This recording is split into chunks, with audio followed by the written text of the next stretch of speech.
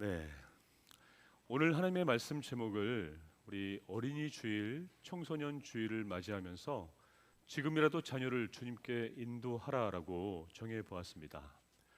여러분 또한 우리 오늘은 5월 1일입니다. 5월의 첫째 주일이고요. 그리고 아름다운 5월의 시작. 우리 5월 하면은 어떤 생각이 납니까? 우리 가정의 달이라고 여기졌죠. 그리고 또 5월이 되면서 가정이 생각나고 문득 한 번쯤은 고향이 떠오르게 됩니다. 그리고 고향이 또 떠오르면은 당연히 부모님이 생각이 나죠. 이러한 고향과 부모님 이런 것들을 우리에게 묻는 달이 5월인 것 같아요. 오늘 말씀 우리가 배경과 말씀의 이야기를 보면은 오늘 예수님이 한 번은 지금의 우리가 잘 알고 있는 레바논이란 땅이 있잖아요, 그렇죠? 레바논의 땅이 있는 두로와 시돈 지방을 방문하는 때였습니다. 이때 한 여인이 등장합니다. 한 여인이 나타나서 예수님께 갑자기 나오더니만 예수님 발 앞에 엎드려 하염없이 울기 시작하는 것이에요. 이 슬픔으로 가득 찬 얼굴로 주님 앞에 엎드린 이 여인이 예수님께 소리칩니다. 주님, 내 딸을 불쌍히 여겨 주시옵소서. 내 딸이 지금 흉악한 귀신에 들렸나이다 라고 울부짖습니다. 여러분, 지금 이 여인, 이 어머니의 모습을 상상할 수 있겠습니까?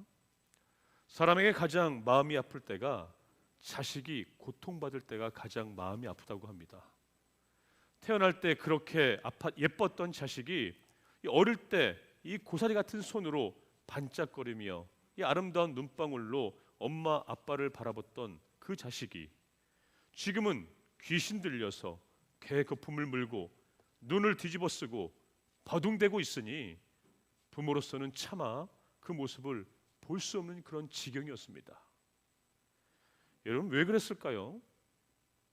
오늘 성경은 이 딸이 귀신 들렸다고 말하고 있습니다. 왜 귀신 들렸을까요? 어떤 귀신이 들렸을까?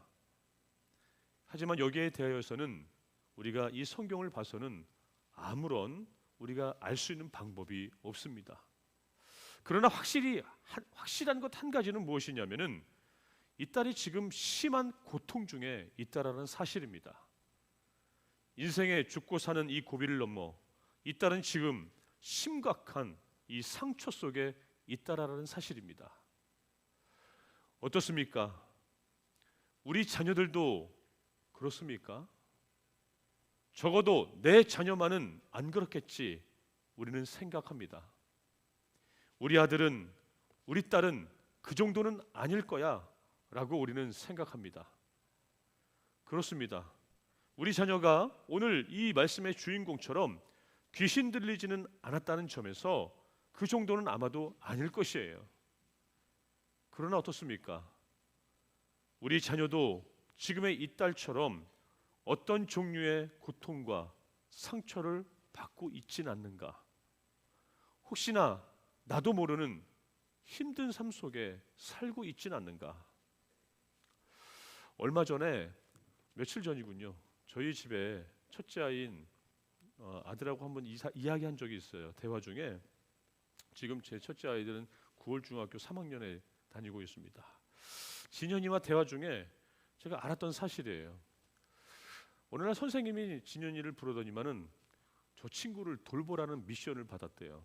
그래서 그래도 진현이가 조금 착실한가 봐요. 학교에서 그런 미션을 받은 거 보니까. 근데 그 아이가 어떤데 너한테 미션을 주냐라고 물으니까 자기 친구의 학교 그 이야기를 합니다. 그 친구가 늘 학교 오면은 거의 잠만 잔대요. 그리고 점심시간에 식당에 가서 밥도 안 먹고 하루 종일 굶고 있다가 그냥 양호 선생님한테 끌려가 빵 한 조각 먹는 것이 전부라고 합니다.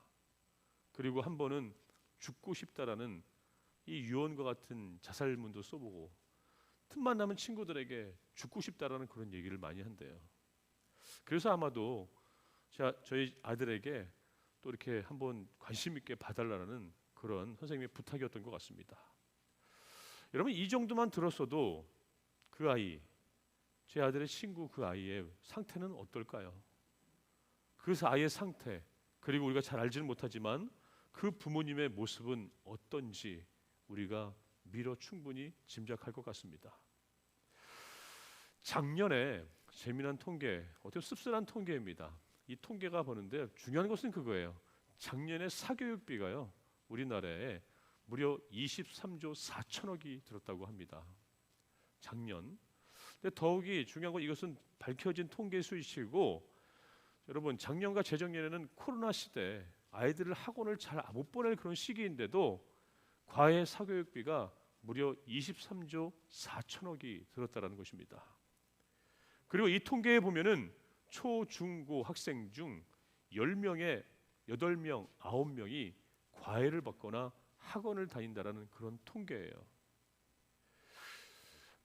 거기에 비하면 저희 아이들은 과외와 학원을 하나도 안 보내서 이 통계의 수치에 들어가진 않지만, 우리 성도님 부탁할게요. 저희 자녀들 학원 과외 안 다녀서 공부를 조금 못해도 이해해 주시기 바랍니다. 못하진 않아요. 한 중간 위쯤은 하는 것 같아요. 과외나 학원 안 가도 그 정도 하면 선방 아닌가 싶습니다. 그런데 여러분 요새 10명 중 무려 8.5명, 9명 가까이가 학원 과외를 필수로 다닌다는 것이에요. 제가 이 말씀을 드리는 것은 요즘 공부가 필요 없다는 것이 아닙니다. 과외를 하지 말라는 법이 아닙니다. 모든 것이 공부와 입시와 과외와 대학, 이 경쟁으로 모든 것이 이루어지는 이 나라라는 것입니다. 우리 아이들 한번 눈을 바라봤습니까? 하늘에서 눈이 내려도 기뻐할 줄 모르는 눈입니다. 땅에서 새싹이 트고 꽃이 피어도 예뻐하고 아름다우게 볼 줄 그런 눈이 아닙니다. 언제나 무표정한 얼굴, 무표정한 눈, 그게 지금 우리들의 아이의 모습입니다. 여러분, 모든 것이 공부로 통하는 나라, 공부만 잘하면 모든 것이 다 용인되고 받아들여지는 그런 나라, 그 속에서 우리 자녀들은 말도 못한 고통과 말로 표현할 수 없는 그 힘든 삶 속에서 살고 있다는 사실입니다. 이것은 사실이에요. 공부만 강요하는 세상, 또한 하나님을 믿는 것도 방해하는 세상이에요. 가끔 부모인 자신이 하나님 믿는 것도 방해합니다. 이 어려운, 하나님 믿기 어려운 이 세상에 살고 있습니다. 거기다가 우리의 자녀들은 얼마나 많은 유혹에 살고 있지 아십니까? 어느 혹자가 말합니다. 여러분들이 어렸을 때는 그만큼 유혹이 별로 없었대요. 우리가 어렸을 때 받은 그 유혹보다 지금의 우리 아이들이 받는 유혹은 무려 1000배나 많다고 합니다. 그런 세상 속에서 우리 아이들이 살고 있습니다. 그 극심한 유혹의 소용돌이에서 공부하고 경쟁하며 살고 있습니다. 그 각박한 이 현실 세상 속에서 우리 자녀들은 정말 안타깝게 살아가고 있죠. 그 속에서 말 못하고 고통당하며 힘들어하고 탄식하고 있고, 자기도 모르게 탈선하고 영과 육이 병들어가고 있습니다. 여러분의 자녀들은 어떻습니까? 오늘 이 본문에 나오는 이 어머니가 예수님 앞에 나와서 살려달라고 절규한 이 귀신 들린 딸, 그 어머니의 입장과 우리의 입장이 뭐가 그렇게 크게 틀리겠습니까? 꼭 내 아들이, 내 딸이 귀신 들리지는 않았기 때문에 아무 문제 없다고 생각해서는 우리가 안 된다는 사실입니다. 정말 우리는 오늘 이 절박하게, 오늘 이 어머니의 심정으로 오늘 이 시간 십자가를 바라보며 하나님 앞에 서시길 바랍니다. 그리고 그냥 주의 말씀을 듣는 것이 아니라 여러분의 심정에 우러나오는 그러한 뜻으로 여러분의 입술로 고백하시기 바랍니다. 주님, 공부 때문에 힘들어하고 있는 내 자녀를 불쌍히 여겨 주시옵소서. 이 정말로 강팍한 세상 속에서 경쟁하고 있는 내 자녀들을 불쌍히 여겨 주시옵시고, 돈으로 모든 것을 갈라하는 이 세상에 살고 있는 내 자녀들을 불쌍히 여겨 주시옵소서. 세상의 온갖 유혹에 노출되어서 힘들어하고 살아가고 있는 우리 자녀들을 불쌍히 여겨 주시옵소서라고 여러분 기도해야 된다는 것입니다. 여러분, 우리는 어떻게 하겠습니까? 더 이상 오늘 이 말씀을 빌어서 우리가 더 이상 이 자리에 앉아서는 있어서는 안 된다는 사실이에요. 교육은 학교에 맡기고 대학은 학원에 맡긴다? 내가 할 일 다 했다고 앉아 있어서는 안 된다는 사실입니다. 그들이 무엇 때문에 힘들어하는지 직접 우리가 살피고 영과 육이 온전하게 자라도록 우리는 부모의 사명을 잘 감당해야 한다는 것을 여러분 꼭 기억하시기 바랍니다. 이에 오늘 이 본문에 등장하는 이 간절한 자기의 딸을 살려달라는 이 어머니의 이 모습 속에서 우리가 교훈을 얻고 배우시길 바랍니다. 여러분, 이 어머니가 우리에게 가르쳐준 첫 번째는 무엇일까요? 바로 이 병든 아이, 이 귀신 들린 딸을 주님 전에, 주님 앞에 데리고 나왔다는 사실이에요. 이것이 가장 중요하고 첫 번째 단계라는 것입니다. 여러분 잘 보시기 바랍니다. 이 어머니는 딸이 지금 귀신 들려서 거의 죽게 된 후에 예수님 앞에 데려나왔습니다. 여러분 아쉬운 것은 이 딸의 증세가 어떻게 해볼 수 없을 때 주님께 데려왔다라는 사실이에요. 좀 더 일찍 데려왔으면은 이 딸이 귀신 들리지 않을 수 있었습니다. 좀 더 일찍 데려왔으면 귀신 들리지도 않았고, 물론 이 딸은 아마도 예쁘게 아주 건강한 아이로 아마 잘 자랐을 것입니다. 안타깝게도 이 어머니는 기회를 놓쳤습니다. 그나마 늦게라도 또한 다행히 나왔으니까 그나마 정말 다행인 것이에요. 그나마 주 앞에 나왔으니까. 여러분의 자녀들, 여러분의 손자, 손녀들은 지금 어디에 있습니까? 미국의 헌트라는 사람이 미국 교회 학교에 이러한 재미난 질문을 하면서 조사를 한 적이 있었대요. 당신의 자녀는 언제 하나님께 나왔습니까? 라는 질문으로 미국의 교회들에게 질문했다고 합니다. 근데 통계가 나왔는데 우리의 자녀들은 그러니까는 4살 미만 1%, 그리고 4살에서 15살 사이에 85%가 나왔고 15살에서 30살 되었을 때 10%가 나왔다는 것입니다.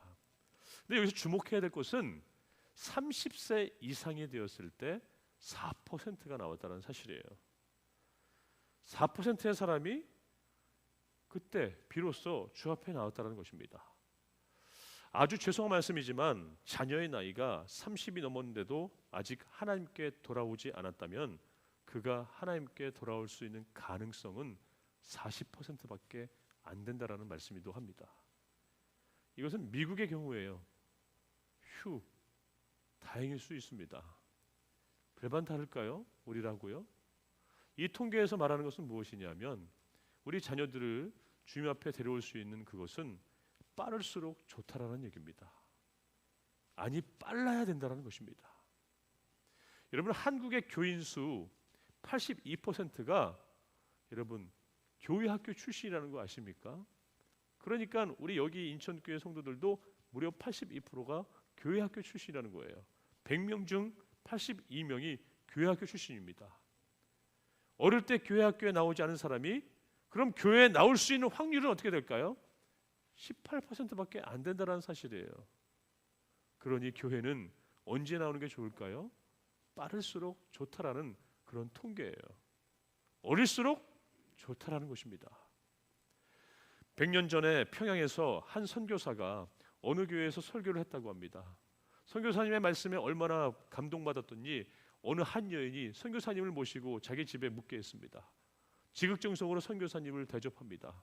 이에 감동한 선교사가 내가 당신에게 축복하고 싶다. 당신의 자녀가 있으면 나에게 나오어라. 내가 기도해 주겠다. 라고 했다고 합니다. 그러나 부인의 자녀는 이렇게 얘기했답니다. 내 아이가 너무 어려서 아직 교회 한 번도 못 갔습니다. 몇 살인데요? 이제 8살밖에 안 됐습니다. 라고 얘기했답니다. 이에 이 말을 들은 선교사가 죄송합니다마는 부인은 자녀 교육에 이미 8년이나 늦었습니다. 라는 그런 이야기를 했다고 합니다. 공부하느라 바빠서 못 옵니다. 일하고 돈 버느라 바빠서 못 옵니다. 연애하고 장가가느라 바빠서 못 옵니다. 여러분 후회하지 않길 바랍니다. 지금 주님 앞에 나와서 그들의 영혼이 잘 돼야 되고 건강해야 되고 행복한 삶을 살아가야 되지 않겠습니까? 그렇습니다. 여러분 8년, 8살, 8년이 늦은 거예요. 15살, 20살이면은 아직도 교회에 나오지 않는다면은 그만큼 늦은 것입니다. 여러분, 더 이상 늦지 않기를 바랍니다. 여러분의 나이도, 우리 자녀들의 나이도 오늘 이 순간이 가장 젊을 때예요. 한시라도 젊을 때 주님 전에 나올 수 있도록 여러분들 부모의 사명을 다 감당하시기를 주님의 이름으로 부탁드립니다. 사람은 어릴 때 그런데 배운 대로 산다는 말이 있지 않습니까? 이게 참 고치기가 어려워요. 심리학자 윌리엄 제임스가 이런 말을 합니다. 사람이 어릴 때 형성됐던 모든 습관은 성인이 된 뒤에도 바뀌지가 않는다. 그도 그럴 것이, 여러분, 신학의 석학인 이 파스칼도 그런 말을 한 적이 있습니다. 사람의 모든 가치 기준이 정해지는 것은 97%가 19살 미만에 이루어진대요. 3%가 성인이 되어서 만들어지는 것이에요. 습관이 그렇게 바뀌기가 쉽지가 않다는 사실입니다. 좋은 습관도 나쁜 습관도 어릴 때 생깁니다. 우리 그런 말 있잖아요. 3살 버릇 언제까지 간다고요? 80까지 간다는 말이 있습니다. 부모가 자녀에게 할 가장 큰 일은 바로 그에게 좋은 습관을 주는 거예요. 부모가 최고의 좋은 습관은 과연 무엇일까요? 자녀를 일찍 예수님께 데려오는 것. 이것이 가장 좋은 습관인 줄로 믿습니다. 일단 예수님께 데려가면 그때부터는 주님께서 책임져 주신다는 그 믿음이 우리에게도 필요합니다. 여러분이 다 하려고 하지 마세요. 왜 하나님께서 하실 일까지 여러분들이 감당하시려고 합니까? 여러분들이 해야 할 일은 거기까지. 주님께서 해야 할 일은 주님께 맡기시기 바랍니다. 또 내가 해야 할 일을 또 하나님께 다 맡기는 경우가 있어요. 주님 앞에 데려올 수 있는 것은 부모가 목숨을 다하여 생명을 다하여 할 수 있습니다. 그 다음은 하나님께 맡기세요. 그러나 여기서 더 중요한 것은 데려가지 않으면 방법이 없습니다. 뭐라도 시도해야지 변화가 되지 않습니까? 여러분, 꼭 주 앞에 데려올 수 있는 시도, 담대한 용기, 후회하지 않고 오늘 이 말씀 속에서 결단하는 저와 여러분 다 되기를 주님의 이름으로 축복합니다. 한 연로하신 할머니 권사님이 있습니다. 몸이 약해서 늘 누가 옆에 있어야 합니다. 그래서 교회 올 때면 늘 자녀들이 붙들고 옵니다. 계단을 오르고 내릴 때 그 자녀가 거의 이 어머니를 안다시피 이렇게 모시고 다닙니다. 그 모습을 본 목사가 묻습니다. 권사님, 참 보기 좋습니다. 자녀들이 어떻게 권사님 이렇게 모시고 다니세요? 이 할머니 권사님께서 이렇게 대답을 합니다. 다른 이유가 있겠어요? 쟤들이 어릴 때 내가 교회를 데리고 가서 이제는 내가 늙으니까 애들이 저를 데리고 다니는 거예요. 며칠 전에 우리 황한주 권사님의 어머니인 조금이 권사님께서 별세하셨고 어제 한 7시, 8시가 다 돼서 장례가 끝난 것 같아요. 그 어머니의 모습이 그랬습니다. 늙어서도 황한주 권사님께서 어머니를 모시고 오는 그 모습은 그냥 되는 게 아니에요. 어릴 적에 부모가 되었을 때 자식을 꾸준하게 교회로 데리고 왔으니까 이제는 자기가 늙으니까 자녀가 어미를 데리고 오는 거예요. 여러분, 정답이 바로 이겁니다. 어릴 때 부모가 자녀를 교회로 인도하면 나중에 늙고 병들었을 때 자녀들이 부모를 교회로 모시고 옵니다. 그러나 그렇게 해놓지 않으면 누가 늙을 때 여러분을 교회로 모시고 오겠습니까? 그래서 부모의 가장 큰 계명은 무엇일까요? 바로 그것이에요. 어릴 때 나의 자녀를 주님께 인도하라. 할 수 있으면 빨리 인도하라. 우리가 좀 전에 불렀던 찬양이잖아요. 예수께로 가면 나는 기뻐요.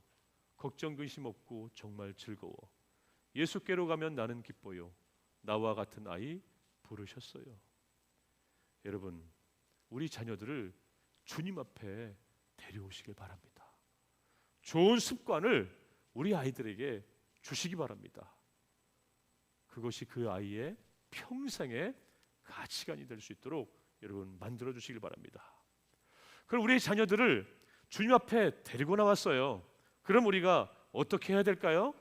그 다음 단계는 우리 자녀들이 예수님을 자신의 인생의 목자로 모시는 단계로 꾸준히 우리가 지도해야 합니다. 바로 무엇이에요?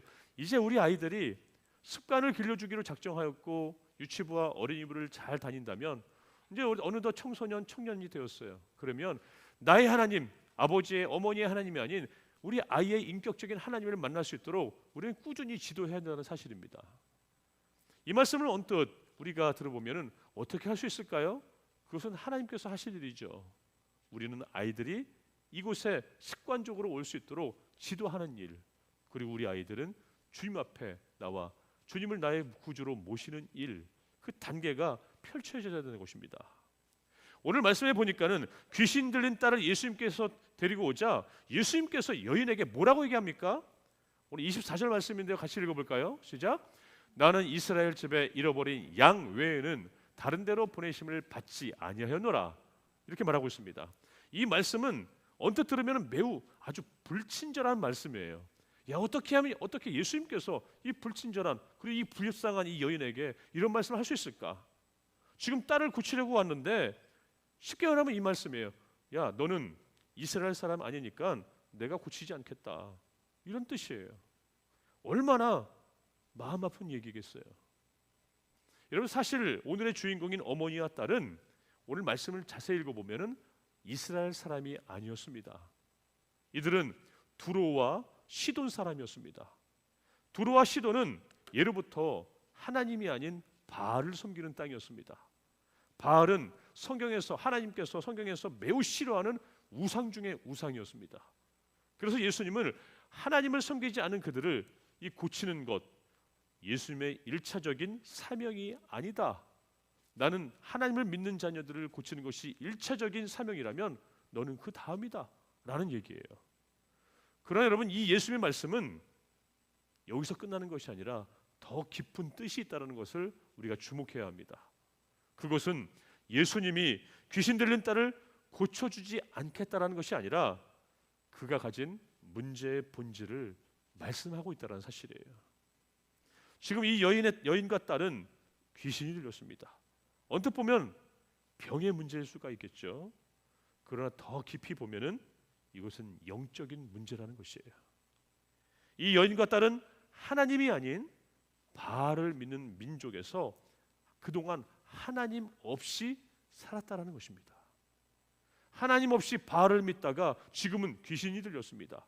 한때는 바알이 이 딸의 주인이었어요. 지금은 귀신이 이 딸의 주인이 된 것입니다. 문제의 본질은 바로 병이 아니라 너가 모시고 있는 주인이 누구냐, 그것이 문제라는 것이에요. 우리는 예수님을 주님이라고 얘기하지 않습니까? 주님이라는 것은 나의 주인이시여 나는 주님의 종입니다라는 뜻의 주님이에요. 인격적인 내가 하나님을 만나고 나의 목자로 여기는 것이 하나님을 나의 주인으로 모시는 거예요. 하지만 이 여인과 딸은 지금 하나님이 아닌 바알이라는 우상을 주인으로 모셨고 이제는 귀신이 본인들의 주인이 되었습니다. 그들은 결국 어떻게 되었을까요? 주인은 하나님이 아니니 결국은 문제가 생깁니다. 목자 없는 양은 유린당하고 방어할 수 없는 것이 진리예요. 이 세상의 섭리입니다. 우리 여러분, 우리가 건강한 신앙생활, 건강한 생활을 해야 되지 않겠습니까? 하지만 이 건강한 인격을 세우는데 아주 중요한 세 가지 요소가 우리에게도 있어야지만 우리 자녀들에게도 필요합니다. 바로 이것이에요.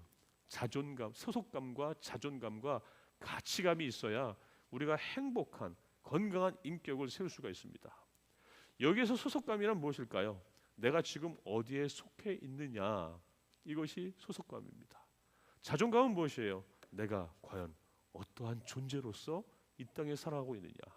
그리고 마지막으로 가치감은 내가 얼마나 가치가 있고 내가 얼마나 아무짝에 없는 쓸데없는 그런 존재가 아니라 쓸모 있는 존재인가 라는 것이 가치감이에요. 이 소속감과 가정감과 가치감이 어디에서 나오는지 아십니까? 바로 내가 나의 주인이 누구이냐 여기서 판단이 되는 거예요. 하나님에 대해서 아니면 바알에 대해서 내가 모시고 있는 주인이 누구에 따라서 소속감과 자존감과 가치감이 만들어진다는 것입니다. 여러분, 제가 가끔 가정을 신방하고 아이들을 만납니다. 그리고 교회에서 로비에서 아이들이 자기 부서로 뛰어들어가는 아이들을 만나면은 너무 예뻐서 사랑스러워서 기도해주고 싶습니다. 그럼 내가 질문을 해요. 너는 커서 뭐가 되고 싶냐? 목사님이 기도해줄게라고 하면 요새 이런 대답을 합니다. 저요? 연예인 되고 싶어요. 저요? 유튜버 되고 싶습니다. 왜 연예인 유튜버가 되려고 하는데? 라고 물으면 대답을 이렇게 합니다. 그냥요. 글쎄요. 몰라요. 돈 많이 벌던데요? 그렇게 얘기를 합니다. 여러분, 문제는 연예인이 되는 것이 나쁜 것이 아니라 왜 되려고 하느냐, 여기에 있는 것이겠죠. 왜에 대한 대답이 없어요. 그것이 정말 가치 있는 일인가? 이 아이를 행복하게 하는 일인가? 그것이 얼마나 돈을 많이 벌게 하느냐, 얼마나 재미있느냐, 이것을 묻는 것이 아니에요. 거기에 행복감이 있나, 자존감이 있나, 가치가 있나, 내가 누구를 위해서 이 일을 하는가? 중고등학생에게 묻습니다. 어느 대학을 목표로 공부하고 있니? 라고 하면은, 그것도 어떤 사람이 되고 싶니? 라고 물으면은 대부분 우리 학생들은 어떻게 대답하는지 아십니까? 더 서울대 가려고요. 의사가 되려고요. 판사가 되려고요. 한 CEO는 되지 않을까요? 라고 얘기합니다. 다 좋아요. 그러나 여러분, 제가 묻는 것은 과정이 아니라 목표에 있습니다. 과정과 목표는 여전히 다릅니다. 의사가 되는 것은 과정이지 목표가 아닙니다. 의사가 되어서 어떤 사람이 될래? 왜 될래? 의사가 되어서 어떠한 일을 하고 싶니? 어떠한 존귀한 자가 되고 싶니? 거기가 제가 묻는 것입니다. 그리고 가장 중요한 것이 가치가 있겠죠. 어떤 자리가 문제가 아니라 어떤 사람이 되느냐가 중요한 것입니다. 무엇을 이루는 그 자리가 중요한 것이 아니라 그것을 통해서 어떠한 삶을 사느냐, 이것이 가치라는 것이에요. 그래서 여러분, 순서가 있습니다. 내가 어디에 속해 있느냐, 내가 어떤 존재이냐, 내가 어떤 가치로 살고 있느냐, 이것이 순서대로 결정이 됩니다. 내가 지금 누구의 주인이냐. 그래, 이 여인과 딸은 어떻습니까? 하나님 없이 살았습니다. 마치 목자 없는 양같이 살았습니다. 그러다가 귀신이 들렸습니다. 예수님의 문제는 이 딸의 귀신을 내쫓지 못하는 것이 문제가 아니라 어떻게 참 주인을 하나님으로 모시고 살 수 있는 것, 예수님의 목적과 목표는 여기 있다는 것이에요. 귀신을 내쫓을 뿐만 아니라 참 주인을 모시는 것, 이것이 바로 예수님의 목적입니다. 그분이 누구일까요? 그 목자가 누구일까요? 바로 하나님, 그 주인이라는 것이죠. 우리 사랑하는 중의 성도 여러분, 어떻습니까? 여러분의 자녀도 목자이신 하나님을 모시고 살고 있습니까? 무조건 공부만 잘하라고 혹시 말하고 있습니까? 목자이신 하나님의 인도를 받아야 살지 않냐, 이렇게 질문해야 되는 거 아니겠습니까? 그저 돈 많이 벌고 인기 있는 직업을 가라고 가르치고 있습니까? 그게 아니죠. 선한 목자의 인도를 받아서 그가 지시하는 일로 가라. 그것이 더 안전하고 행복하고 가치 있는 일이다. 그냥 용감하게 그 길로만 가면 돼 라고 얘기합니까? 아니면 목자를 따라가라고 이야기하고 있습니까? 여러분, 오늘은 교회가 정한 어린이 주일이에요. 청소년 주일입니다. 교회는 별것 아닌 것 같지만 그래도 오늘 이 말씀대로 살기 위해서 그렇게 가르치는 것입니다. 영아부, 유치부, 어린이부는 그냥 교회에 아이들 놀러 오는 거예요. 습관을 들여주는 겁니다. 그리고 그 아이들이 커서 중고등부, 청소년부가 되면은 그때 우리 아이들이 수련회를 통하여서 친구의 하나님을 통하여서 자기 하나님을 인격적으로 모시는 그 과정이 있어요. 그리고 청년이 되었을 때 조금은 어설프지만 하나님의 동행하심을 체험함으로 봉사도 하고 하나님의 일들을 감당하게 합니다. 이것이 교회 학교의 주일이고 목표입니다. 여러분, 우리가 주님 전에 우리 아이들을 데리고 와서 그 아이들의 습관을 갖고 하나님을 인격적으로 만날 수 있도록 여러분 끝까지 우리 자녀들의 안내자가 되기를 주님의 이름으로 축복합니다. 저를 한번 따라해 볼까요? 나는 내 자녀의 안내자이다. 정말 똑똑하고 좋은 안내자가 되어 주시기를 주님의 이름으로 부탁합니다. 마지막으로 세 번째입니다. 오랜 인내와 기도가 우리의 자녀를 살린다라는 것이에요. 여러분, 오늘 주인공이 딸을 데리고 예수님께 나왔을 때 예수님이 그를 바로 치료하지 않았다라는 점을 우리가 깊이 봐야 됩니다. 주목해야 됩니다. 왜일까요? 시간이 필요한 거예요. 그동안에 내가 잘못된 길로 갔었구나라는 생각하는 시간, 이것이 전부가 아니었구나라는 생각하는 시간, 그리고 이 과정을 거쳐서 나의 주님을 모실 때 감격하고 감사하고 받아들일 수 있는 이 시간이 예수님께서 이들에 대한 배려였다는 것이에요. 딸을 살려달라고 이 여인이 외칩니다. 또 사람들이 시끄럽다고 이 여인을 만류하고 있어요. 뭘 소득하고 있습니까? 때로는 내가 주님께 기도하고 내 자녀를 기도할 때 시간이 걸리고 방해거리가 생긴다는 것이에요. 하지만 우리는 인내함을 갖고 꾸준하게 우리 자녀들이 잘 살아갈 수 있도록 기도의 분량을 채울 때까지 달려간다는 사실입니다. 예수님께서 뭐라고 말씀하셨어요? 나는 이스라엘 양 외에는 고치지 않겠다. 자녀의 떡을 개에게 주지 않겠다고 말씀하십니다. 인격적으로 생각하면 정말 기분 나쁜 일이죠. 딸 하나 내가 고쳐보려고 자존심 죽이고 참고 예수님 앞에 나왔는데 너무하신 말씀을 하고 있어요. 그러나 이 여인은 참 지혜롭습니다. 끝까지 참았다라는 것입니다. 끝까지 기다렸다라는 것입니다. 여러분, 이러한 말이 있습니다. 기도하는 부모의 자녀는 절대 망하지 않는다. 기도하는 부모의 자녀는 절대 망하지 않는다. 제가 어머니 기도회 때 설교를 2번 정도 해요. 종강 때하고 개강 때 제가 이 말씀을 전할 때 꼭 제가 선포하는 내용 중에 하나입니다. 기도하는 부모의 자녀는 절대 망하지 않는다. 근데 이거를 저보다 먼저 한 사람이 있어요. 누구냐면은 어거스틴의 어머니 모니카가 한 이야기입니다. 그의 아들 어거스틴이 이단에 빠진 적이 있었고 길거리 여인들과 살림 차리면서 아이를 낳은 적이 있습니다. 정말 자식이 타락의 길을 가는 것을 목도한 어머니가 그래 이제 너 살고 나 살자라고 한 것이 아니라 그래 내가 죽기 살기로 기도해보자. 내가 자녀를 위해서 끝까지 기도해보겠다라고 결단했을 때 어거스틴이 나중에 회심하고 돌아와서 세계의 역사에 한 페이지를 남는 교부가 되었고 신학자가 되었고 목회자가 되었다는 사실이에요. 끝까지 내가 기도해보겠다. 우리 사랑하는 중교회 성도 여러분, 오늘의 주인공도 그렇고 우리도 그렇게 해야 합니다. 우리의 자녀들 어떻게 해야 된다고요?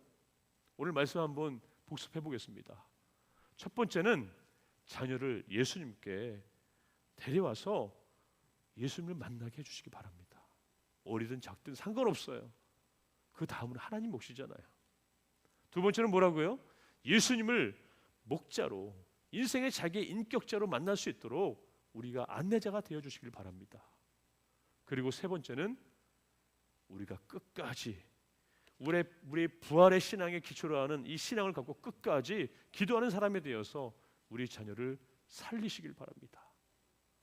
바로 이것이 우리가 지금 감당해야 할 몫이라는 것이에요. 우리 사랑하는 여러분, 제가 여러분들에게 묻겠습니다. 우리 자녀들을 위해서 그렇게 하시겠습니까? 조금 더 컸으면 좋겠습니다. 여러분의 자녀를 위해서, 여러분의 자녀를 살리기 위해서 이렇게 하겠습니까? 그럼 한번 우리 이렇게 한번 기도해 볼까요? 같이 한번 기도하겠습니다. 같이 읽겠습니다. 시작. 주여, 우리 자녀와 함께 주님의 예배하게 붙들어 주시옵소서. 주여, 내 자녀가 인격적으로 주님을 주인으로 목자로 고백하게 하여 주시옵소서. 주여, 그렇게 할 수 있도록 우리들에게 담대한 믿음으로 기도하는 5월이 되게 하여 주옵소서. 아멘. 그런 5월 행복한 가정 우리가 만들어 가시기를 주님의 이름으로 부탁합니다. 아무것도 하지 않으면 뭐라도 변화가 되지 않습니다. 우리가 뭐라도 해야 되지 않겠습니까? 노력해 보시고요, 권면도 해 보시고요, 기도도 해 보시고 그 아이의 영혼을 살릴 수 있도록 더 늦지 않았습니다. 지금이 가장 빠른 나이입니다. 지난 금요일 날 어머니 기도회를 하면서 강사 목사님의 말씀을 들으면서 언뜻 우리 교회 표를 제가 한번 읽었는데 눈물이 나는 거예요.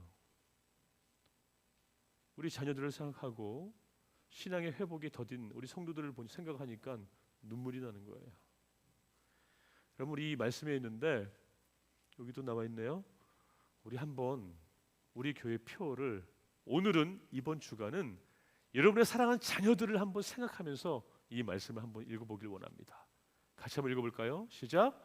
나의 사랑하는 자가 내게 말하여 이르기를 겨울도 지나고 비도 그쳤고 지면에는 꽃이 피고 새가 노래할 때가 이르렀는데 나의 사랑 내 어여쁜 자야 일어나서 함께 가자. 아멘. 여러분 지금 이 귀신 들린 딸, 이 어머니의 심정으로 우리는 주님께 매달려야 됩니다. 더 늦지 않도록 우리 주님 앞에 데려오시고 그들의 인생의 안내자가 되고 끝까지 기도함을 통하여 여러분의 기도의 분량을 이루시기를 주의 이름으로 축복합니다. 우리 사랑하는 중개 성도 여러분, 5월엔 우리 자녀를 주님께 인도합시다. 우리 자녀들을 살립시다. 그런 축복의 5월이 되기를 주님의 이름으로 축원합니다. 기도하겠습니다. 자녀를 기업과 상급으로 주신 주 여호와 하나님, 어린 자녀들을 양육하는 부모들에게 주님이 맡기신 자녀를 신앙으로 양육하기에 조금도 부족함이 없게 하여 주시옵소서. 건강하게 자라야 할 자녀들이 부모의 허영과 사치 속에서 멍들어가고 있습니다. 우리에게 사무엘을 주님께 바친 한나와 모세를 신앙으로 양육한 요게벳의 신실한 믿음을 허락하여 주시옵소서. 부모들에게 스스로 자녀를 잘 양육할 수 있다는 교만을 버리게 하시고 자녀 양육을 주께 맡기는 겸손함을 허락하여 주옵소서. 주께서 우리 인천교회를 사랑하셔서 특별히 뜻이게 하셔서 이곳에 교회를 세워주셨사오니 우리 인천교회가 세상 사람들과 무엇보다도 우리 자녀들에게 주님의 복음을 전하는 터전이 되게 하여 주옵소서. 어린이 청소년 주일을 맞이하여 새로운 믿음의 결단을 할 수 있게 하심을 다시 한번 감사드리오며 어린아이 같은 믿음을 귀하게 여기시는 예수님의 이름으로 기도드리옵나이다. 아멘.